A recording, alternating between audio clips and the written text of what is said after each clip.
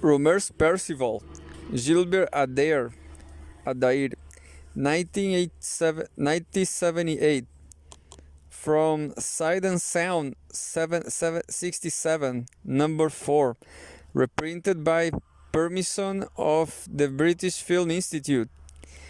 Eric Rohmer has always cut a somewhat solitary figure at a time when most of his new wave contemporaries were freely subverting minor American thrillers. He was serenely plotting the course of his comes moros, six cool epigrammatic variations of a theme whose place in cinema might be compared to that in literature of 18th century epistolary novels, at a time when sexual explicitness on the screen had already become duly commonplace. The most shocking moment in a Rohmer film was perhaps when we were finally permitted to feast our eyes on Claire's charming knee, full frontal, being fondled by Jean-Claude Brialy.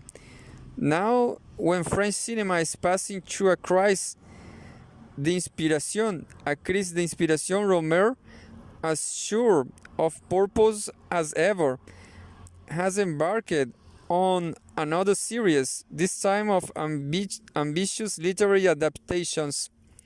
The first was, of course, The Marquis of von O, filmed in German. The latest, Percival, based on the 20th century epic of Chrétien de Troyes, was still being mixed when I recorded this interview with Rohmer in his office at Films du Lausanne, the production company he founded with Barbet Schroeder. Gilbert Adair, before dealing with Percival itself, I'd like to ask you about your habits of making films in series. Eric Rohmer, is Percival part of a series? Perhaps. It is, in any case, less deliberately so than the Comtesse Moreau, but it's only in the cinema. After all, that series are unusual. Literature offers any number of examples. Poems centered around a common theme and published as a collection.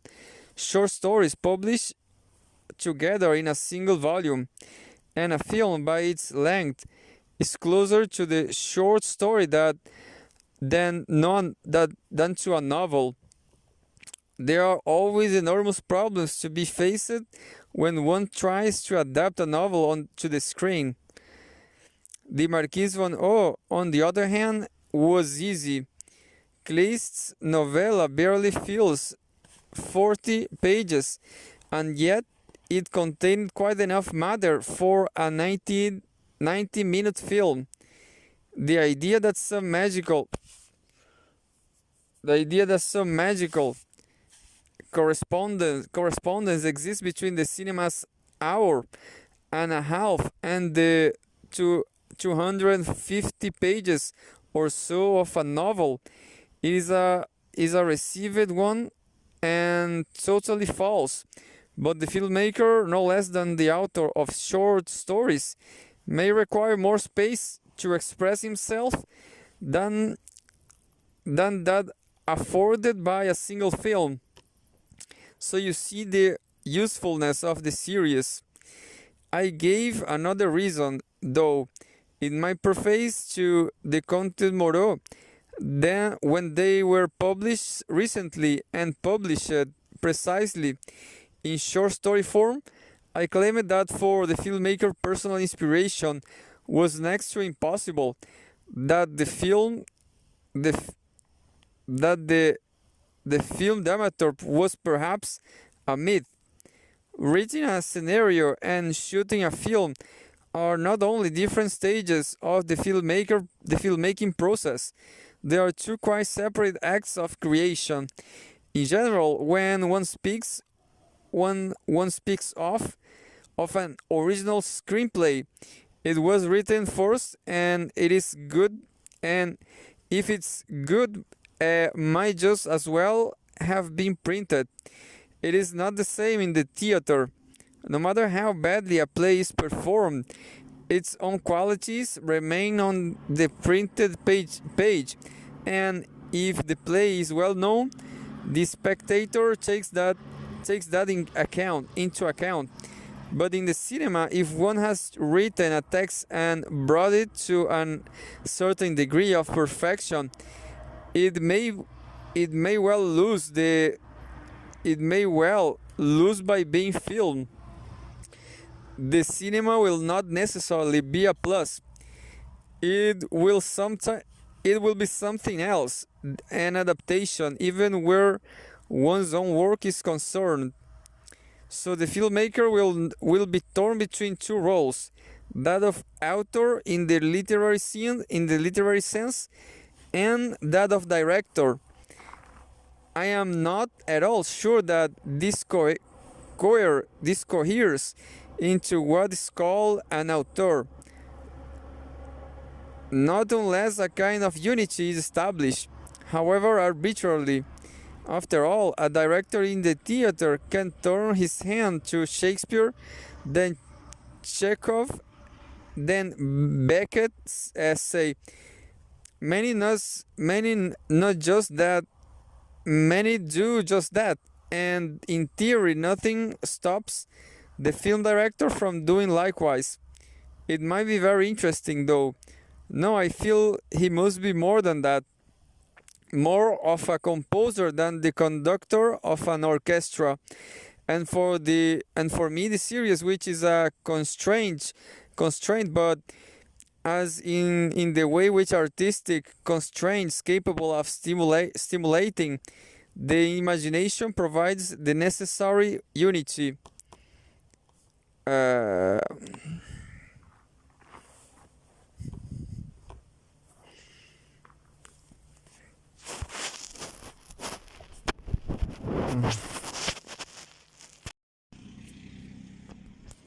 Gilbert, Adair.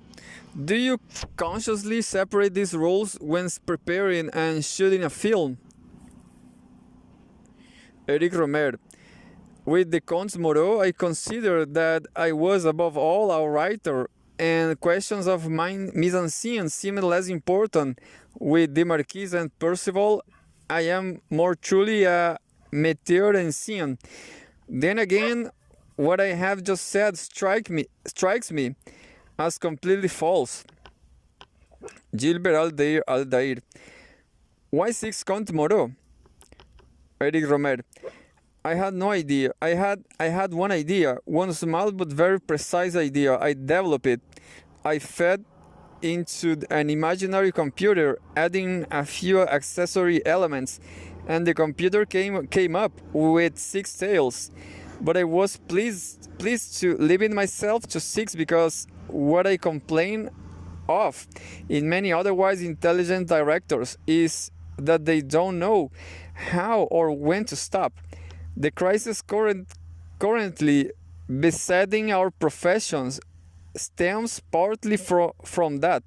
Nowadays in France, at least, making a film seems to consist primarily in telling some personal story. Everyone has at least one personal story to tell, which is fine, except that becoming an artist almost always depends on the ability to advance beyond the autobiographical stage. This was, of course, a concept of cinema advocated by my new wave friends and myself in the 1960s. But what was when an important and healthy reaction has ended by boring the public.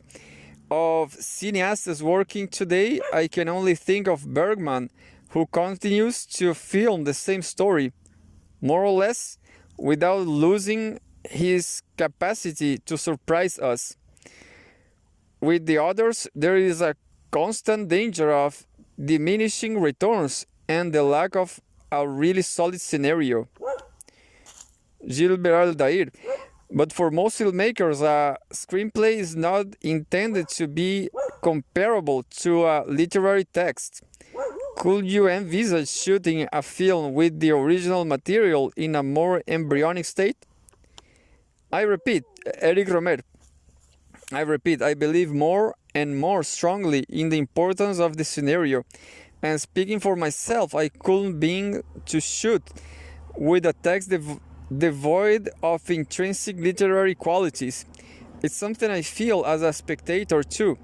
I'm very quickly bored by films whose dialogue, construction, characterization do not exit, excite me in themselves. I can conceive of a film which would be the pure mise-en-scene of nothing. It was an idea that was kicked around in the 60s, but I just believe in it. I don't believe in. I don't believe in it. I believe in the subject. The notion of an abstract or even non-narrative cinema seems to me passé. Take Antonioni, for example. Not that his scripts were ever weak, but I particularly like The Passenger because it has a real story, a plot, even if the plot is not that original. Gilbert Adair. Why Percival? Eric Rohmer. Well, I read the text and like it. I liked it. I had the added advantage of being relatively little known. In France, it is hardly read. It is hardly read at all any longer. Or else, it's read in a flat prose translation. My idea was to make a double translation, as it were, to translate it into verse that would be much closer to the original than into film. There I felt that Chretien's masterpiece could make a much stronger impression today. You understand, I made Percival as much out of love for the text itself as for the cinema, which I treated, as was the case with the Marquis von O, more as a means than an end, a means of serving literature. Why not, after all? Filmmaking is of course my vocation, but filmmaking can be anything one pleases. If Clay's novella is now better known and more widely read than it was, if I have managed to clean Percival of the patina with which it was encrusted, so that it may reach a public to whom the literary text is a closed book, I will feel that in one respect at least my films are successes.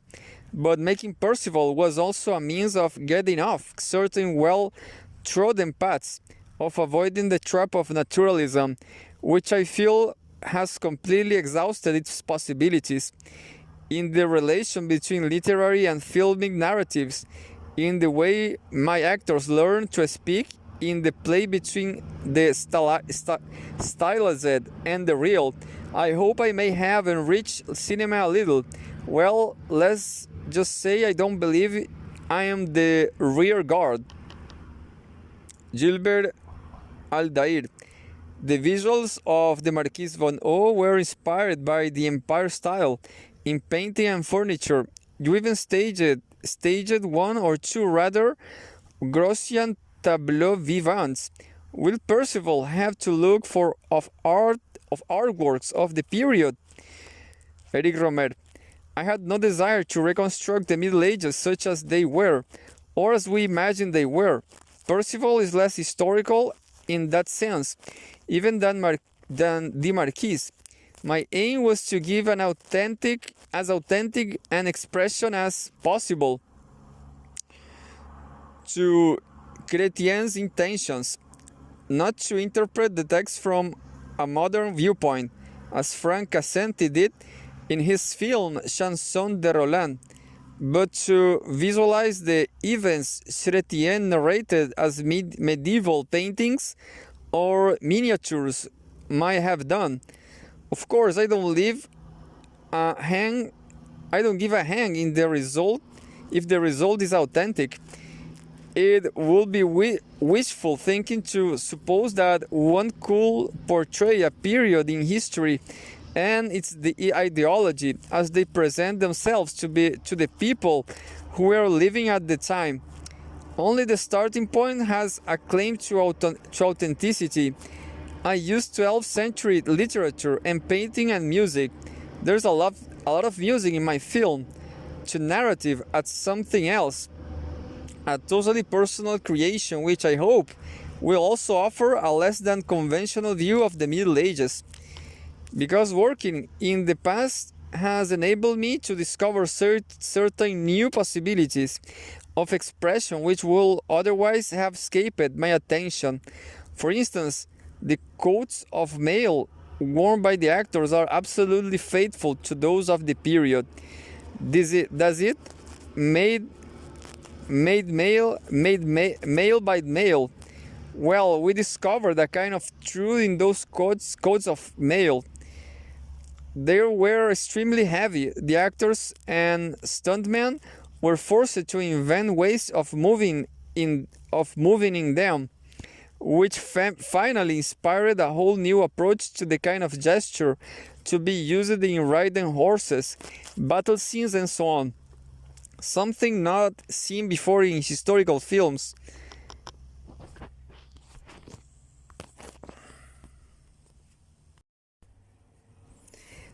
Gilbert Adair.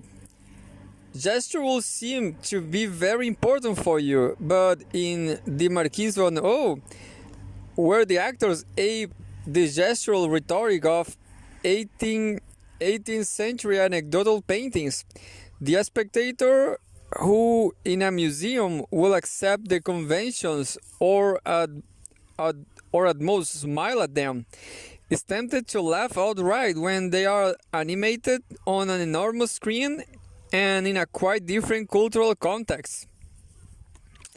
Eric Rohmer. I don't mind. I'll be surprised if it happens with Percival. Thought partially because it doesn't pretend to the spatial realism or the earlier film. And there is in medieval art no pathos. None of that rather weepy, sentimental side of the 18th century, which may well strike us as comical today. Percival is very far from that. It's more poetic, more fantastic. Even the stylization is much stronger, although not constant. I didn't want it to become stilted or artificial. As to gesture, in medieval art, it is always very stylized. A hand, for instance, is always shown stretched, wide open. You will rarely see one closed. So I thought an overall system of gesticulation which will justify every such movement. And finding the key was less tricky than I thought. I observed that it was enough to pivot the forearm around the elbow, keeping the elbow close to the body and never moving the upper arm. In the Marquis von O, the actors made dramatic declamatory gestures, and an arm stretches out, a forefinger pointed accusingly, and so on. These are 18th century gestures par excellence. Roman or revolutionary gestures, if you like. Whereas in the Middle Ages, no matter what the situation, the expressive movement is always governed by the elbow remaining tied against the body. By constantly thinking of this code, the actors soon manage to arrive at a natural style, and during the year in which we rehearsed, they could practice it every day, like scales. As I say, I avoided systematization. Percival himself is depicted as a man of nature, a naive whose reactions are quite spontaneous, and he was permitted a great deal of freedom in his gestures. The courtiers and musicians, on the other hand, who represent the manners of a society, and this was an excessively mannered, precious society, adhere much more rightly to the code. So gesture sets up an opposition between Percival, who is unversed in courtly manners, and the ladies and gentlemen of breeding, but it was never a question of slavishly imitating earlier works of art. It was a means of access to a new kind of expression which enabled us to rediscover, in particular with the women, a certain behavioral grace close to that of the dance and now quite obsolete. Women today behave as they please, unlike those of earlier periods on whom a strict etiquette of gesture was imposed. Gilbert Adair. It seems that the actors were not only called upon to speak their lines, but also to comment on their actions. Eric Rohmer. Yes. In the text of Percival, there is a narrative which I found so beautiful that I decided to keep it. Instead of merely filming the actions in the picts. The Grail, for instance, it might have been considered enough in a film version to show it. Not for me. I wanted it to be described in Chrétien's own words. In fact, the Grail is a poor example, since it's quite straightforwardly done. There is a voice commenting off, but in other passages, characters shift from the first to the third person and vice versa. Even on occasion, adding says he. Well, it poses no problem. Percival will say, "Make of me a knight," he says he. During the rehearsals, the actor Fabrice Lucchini was afraid to say "says he." He will alter his voice, lower it. He will try to swallow the words. So I had him say, "Make of me a knight," says he. All in the same tone and exactly as if the character were speaking every word. It's fine, I assure you. No problem at all. I'm certain that after perhaps a few uneasy moments, the spectator will cease to notice it. There were passages concerning Percival that I had originally given to a chorus, for instance, and he who has no sense of day, nor of hour, nor of time, replies, "What day it is? What day is it?" Well, now it is Percival himself who comments on his other war lines. Or Gawain, when courting a young girl, will say, "He's alone with the maiden." Gilbert Aldair. Is this said to the girl, or it is spoken to the camera? Eric Rohmer. To her. It's part of their conversation, instead of a long dialogue scene between them in which they might express their love for each other. I simply have her say, "Of love they speak without end." It's all quite natural, especially after the beginning of the film, which is sung, more or less, which is more like an opera. The first few minutes are extremely stylized. When Percival appears, saying, and he throws his lances in the air, one behind him, one in front, one up, one down. It could hardly be more artificial. He doesn't even throw the lances, in fact. He merely speaks of throwing them, but as a style that seemed a little too balletic. Afterwards, the film becomes progressively naturalistic. Gilbert Aldair. When I saw the decor, it appeared equally false, more like some enormous maquette than a proper set. Eric Rohmer. But the decor too will end up by appearing natural to the spectator. There is in this film you see a stylization of forms, but a realism of space. I pondered for a long time on the problem of representing in three dimensions the flat, one-dimensional space of medieval paintings. In my opinion, whenever cineasts have attempted to flatten perspective, it has been a failure. Photography is photography, so I decided that if I was going to stylize the image, it wouldn't be by photography but by the conception of decor. I had the idea, which might appear paradoxical, of rendering the absence of the third dimension by an exaggeration of that same dimension, which is to say, rendering the flat by curved. After all, the frames of medieval paintings aren't always square. They are frequently in the form of letters, as in the famous illuminated manuscripts from Ireland. When this is so, the edges of the frame, which are generally ornamental, aid very heavily on what is depicted within.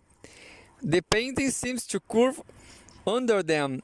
If a painted character finds himself as it were at the edge of the frame, he is obligated to blend slightly, as if a pressure were being exerted on him.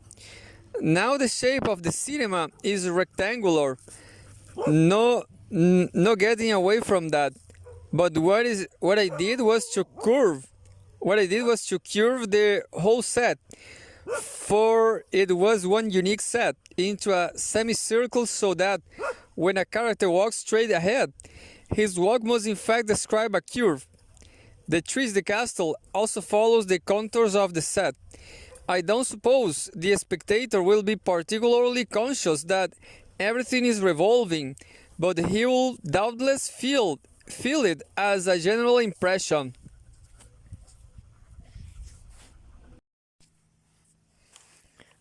Gilbert Aldair.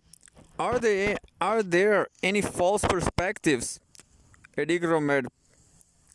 None. I didn't want to do that. To do what Laurence Olivier did in Henry V. The film was shot in an entirely realistic manner. The towers may be much smaller than life size, but they are reorganized as such. They stand firmly on the ground, or rather the studio floor. One can walk around them. There is absolutely no attempt at trompe l'oeil. My first decision was that everything should be practical. One should be able to climb the stairs or live in the castle, however small. The horses just managed to pass through the castle gates, but they do pass. We believe it. Gilbert Aldair. Truffaut once remarked that propos of historical films that he was willing to accept the existence of cameras in the Middle Ages or whenever, but not the existence of zooms. Did you decide from the outset of a definite style of photography and lighting? Eric Rohmer. All the work went into the decor. Once the set had been constructed, we shot it as we might have shot a modern one. There are no visual effects, except of course that Percival was photographed in a manner completely opposed to Nestor Almendro's previous film, La Chambre Verte, which Truffaut wanted all in chiaroscuro. We were looking for a much more evenly spread light. Not that we deliberately set out to avoid shadows, on the grounds that there were none in medieval paintings. It is simply that the set, as constructed, cast very few shadows, even if we had wanted them. If if it will have been awkward by using lots of gold on the walls, for instance. We could not help but obtain an effect or flatness without shadows. But thanks again to the curve, I don't think one ever has the impression of a backdrop. Gilbert Aldair, how did the actors manage to establish a relationship with such an artificial toy-like decor? Eric Rohmer, it's a very different one from the relationship with the real world, or even when one is filming in exteriors. In Percival, the actors hardly touch the decor. There is no tactile relationship as we have in life with our surroundings. When the characters are seated on the dainty little benches we had made for them, they hardly seem to sit at all. They sit on the very edge and place almost no weight on them. What we are trying to generate by means of this airiness was a kind of magnetism between actors and decor, a perpetual play of attraction and repulsion, especially when they move. A certain distance is maintained. A rider on horseback is forced each time to take the same curving route. Even in the interior space is emphasized by numerous curved corridors, arcs, colonnades, and so on. This creates tension. Gilbert Aldair, do the battle scenes resemble those in films by Eisenstein or Wells? Eric Rohmer, not at all. First, because they aren't like that in the text. Chrétien generally says little more than useless for me to recount yet another battle. It's always the same after all, and it obviously bored him. He wasn't writing a chanson de geste. In the film, however, there are no ellipses. You see the battles, you see the lances clashing, the knights falling dead, but it's very rapid. It's all over in a flash. There are no frightful open wounds visible. Almost no blood, except once at the very beginning, when Percival, still very young and cruel, unlearned in chivalry, pierces a knight's eye with his lance. In the context of the film, this is an extremely strong moment, but again it's very, very rapid, and it all ties in with the set, which is simplified in accordance with Chrétien and medieval art. A tree stands for a forest, stands for several forests in fact. The same castle is used for many different castles, only the interiors change. And in the battle scenes, finally, very few knights participate. Gilbert Aldair, for such a complicated film, the shooting schedule was astonishingly short, 8 weeks. Eric Rohmer, we rehearsed for a whole year. Don't forget, Lucchini knew not only his own lines by heart, but all the other roles. Everyone applied himself to the film with an extraordinary kind of devotion. Lucchini, for instance, took a job working nights for a TV repair company during the year of rehearsals. As it happens, we were able to bring the film in 3 or 4 days under schedule. Gilbert Aldair. The characters of the Contes Moro were gifted with intelligence and capacity for articulating their problems, which was and still is rare in the cinema. But Percival is naive. Is he a Romerian hero? Eric Rohmer. I like Percival, who is, I should say, closer to the feminine characters of the counts. One could compare him. Well, one could compare him perhaps to the collectionneuse in the rather in insouciant way in rather the insouciant way that collects his adventures. Gilbert Aldair. One final question for our English readers, as they say, if Percival may be considered part of a series, is there any chance of your choosing an English classic? Eric Rohmer. Who knows, Stevenson, I might enjoy filming, but there is the problem of the language. My German, is very weak, but that didn't bother me during the shooting of the Marquise von O. I had learned all the classic at school, so that even if I spoke it badly, it was good German. It was good German that I was speaking. Unfortunately, I have no knowledge of English at all, and the English literature I know best is American detective stories.